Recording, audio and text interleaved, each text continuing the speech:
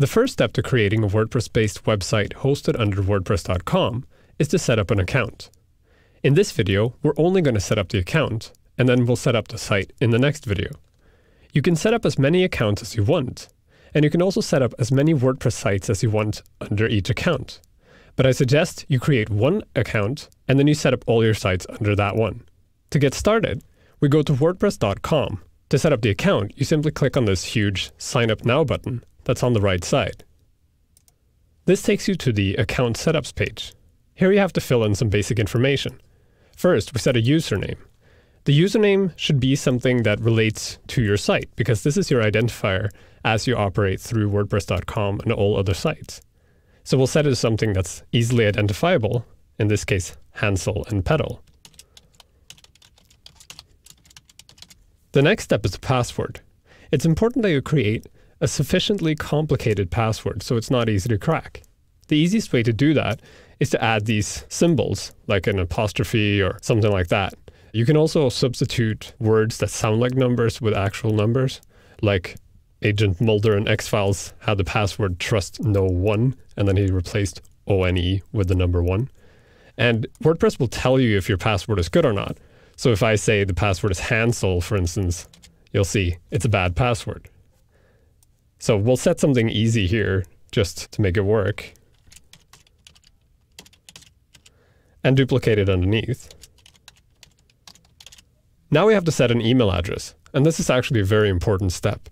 You have to set an email address that is your real email address that you use all the time. Because every now and again, WordPress will send you emails about important upgrades. And if you forget your password or your username, that information will be sent to this email address. We've created a special email address for this project. It's called hnpflowers@gmail.com. Now, this account will be permanently linked to that address. Next, there's this legal flotsam. And I know it's boring to read all this legal stuff, but it's also very important. So you should really click on the link and actually read the information.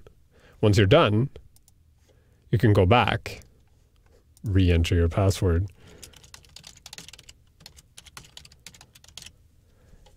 and check, I have read and I agree to the fascinating terms of service. Finally, we have this option here that says, give me a blog or just a username. This depends on what you want. In this case, I'll say just a username. But if you say give me a blog, it'll immediately give you a blog with your username.wordpress.com as the address. So I'll select just a username, please, and click next. So now that we tried to use this username, you'll see I get a warning, only lowercase letters. And that's very common. You'll see one of two things. Either WordPress will warn you that the username is already in use, or it'll tell you that something you entered in the username doesn't work. In this case, my uppercase letters. So I'll replace them with lowercase letters.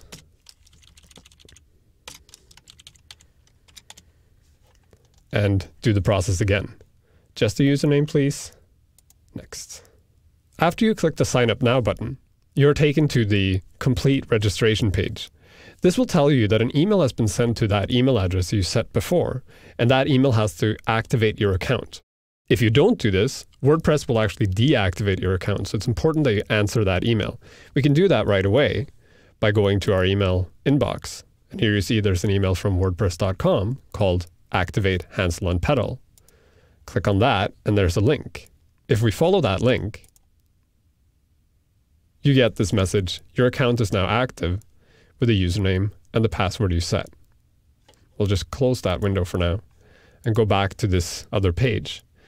Here you can set up basic information about your profile, like your first name, your last name, and a little bio. We'll just set a first name and a last name for now. So I'll just call it Hansel. And since this is a company, it's called Hansel and Petal. And I won't write a bio just yet. Click Save Profile. And that's it.